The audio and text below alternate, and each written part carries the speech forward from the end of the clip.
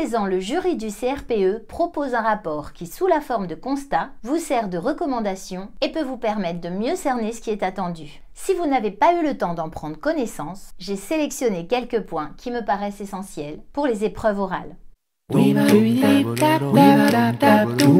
La première épreuve orale est l'épreuve de mise en situation professionnelle. Vous aurez un exposé de 20 minutes et un entretien de 40 minutes. Rappelez-vous, le dossier fait 10 pages au plus et aborde des éléments scientifiques que vous vous êtes appropriés pour les relier à une séquence pédagogique complète. La séquence doit montrer clairement et de façon très lisible une cohérence dans le développement de la notion que vous avez envisagé d'enseigner, c'est-à-dire une suite de séances. Cibler un objectif. Proposer une situation d'apprentissage. Cette situation d'apprentissage doit être adaptée à l'âge des élèves auxquels elle s'adresse. Et surtout, même si vous vous inspirez de plusieurs séquences à disposition sur Internet et même sur des sites référencés par l'Éducation nationale, cette séquence doit être la vôtre. Décrivez la suite de séances que vous proposez pour atteindre l'objectif d'apprentissage et insérez dans votre dossier tous les documents dont vous avez besoin pour illustrer votre séquence, car vous ne pourrez apporter aucun autre document le jour des épreuves. Vos séances doivent être articulées, avec une transition logique, des liens, et ces transitions et ces liens doivent être explicités. Pensez à la différenciation, en montrant que vous avez bien identifié les obstacles potentiels et que vous proposez une réponse pour que chacun de vos élèves atteigne l'objectif visé, et pas seulement en cas de trouble de l'apprentissage ou de handicap. Présentez des démarches d'apprentissage variées et justifiez vos choix par rapport aux besoins des élèves et à leur développement. Piaget et Vygotsky sont fréquemment cités. Alors pour vous démarquer, pensez à argumenter en vous appuyant également sur les résultats de la recherche actuelle.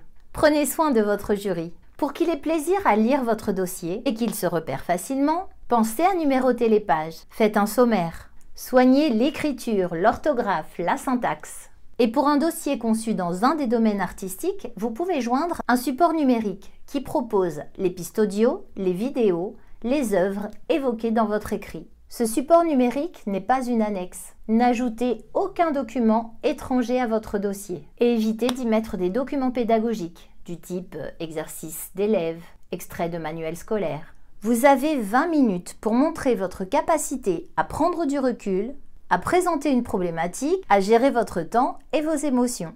Gérez donc votre stress pour qu'il puisse optimiser vos performances.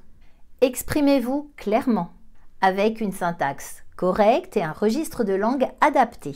Posez votre voix, parlez à votre jury pour le convaincre et évitez de lire ou de réciter.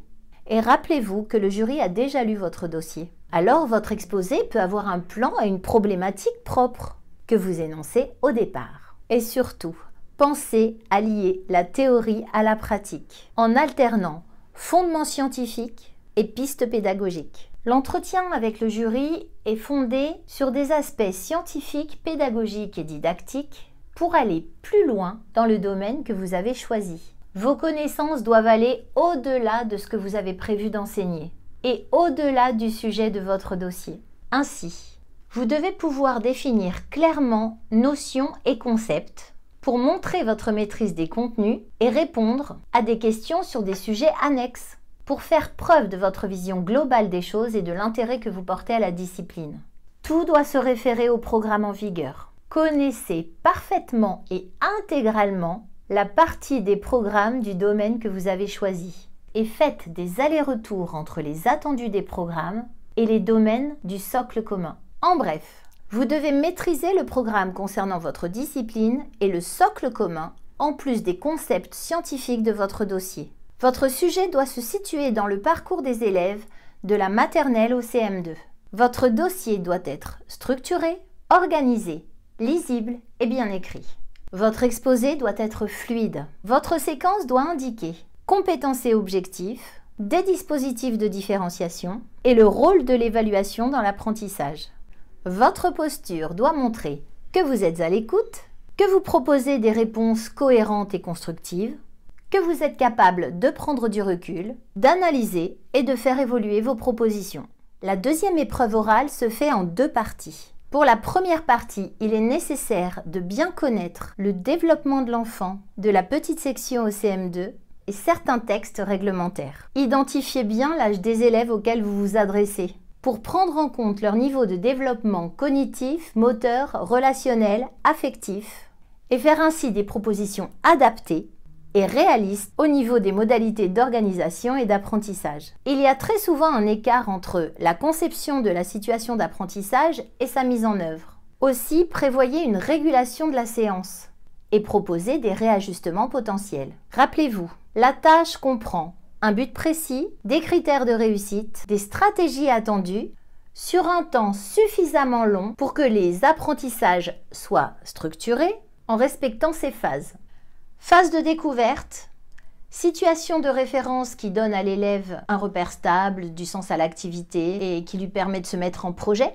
Une phase d'entraînement ou de structuration, une phase de bilan et un réinvestissement dans une situation plus ou moins nouvelle. Précisez l'organisation du temps de travail en classe avant et après une séance d'EPS pour tenir compte des connaissances et des compétences à acquérir dans d'autres disciplines. Et pensez à des dispositifs différenciés pour tous vos élèves.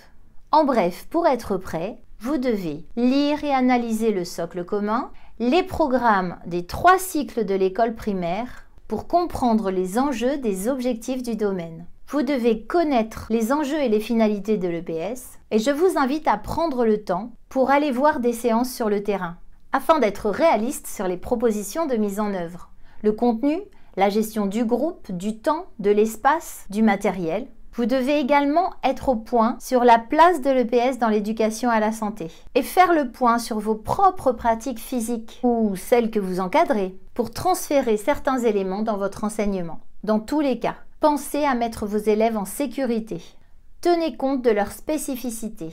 Prévoyez une séquence sur une dizaine de séances avec des variables à proposer selon les besoins et des temps de travail en classe pour les apprentissages en EPS et dans les autres disciplines. La deuxième partie évalue votre capacité à prendre en compte les avis des élèves et leurs besoins. Elle évalue également votre représentation du métier. Des documents vous sont proposés. Ils sont choisis selon une logique et une cohérence qui doivent vous permettre de définir une problématique. En vous appuyant sur les questions posées, cela vous sera plus facile. Votre exposé doit s'appuyer sur les questions posées sans nécessairement les reprendre dans l'ordre initial. Considérez-les comme des repères pour proposer votre plan en montrant votre compréhension des enjeux du sujet. Utilisez tous les documents du corpus sans exception, ainsi que vos connaissances personnelles pour préciser, faire des liens, enrichir ou illustrer un propos. Évitez les paraphrases inutiles. Définissez les mots et les concepts relatifs au contenu du sujet et à ses enjeux. Et mesurez ces enjeux aussi bien pour les adultes que pour les élèves. Évitez les réponses tranchées. Le métier d'enseignant est complexe. Il s'exerce dans une communauté éducative avec de nombreuses responsabilités. Montrez vos connaissances sur l'évolution du système éducatif français. Et surtout, ouvrez-vous à différents axes de questionnement pour être en adéquation avec le référentiel de compétences des métiers du professorat et de l'éducation. Pour chacun de vos entretiens, pensez à avoir une petite bouteille d'eau pour éviter un stress paralysant. Dialoguez avec le jury. Écoutez-le, écoutez les questions posées, assurez-vous de les comprendre et prenez le temps de réfléchir avant de répondre. Et si ça a été utile pour vous, pensez aux autres. Vous pouvez aimer, commenter, partager et poser vos questions dans les commentaires. Alors, à très vite pour la suite.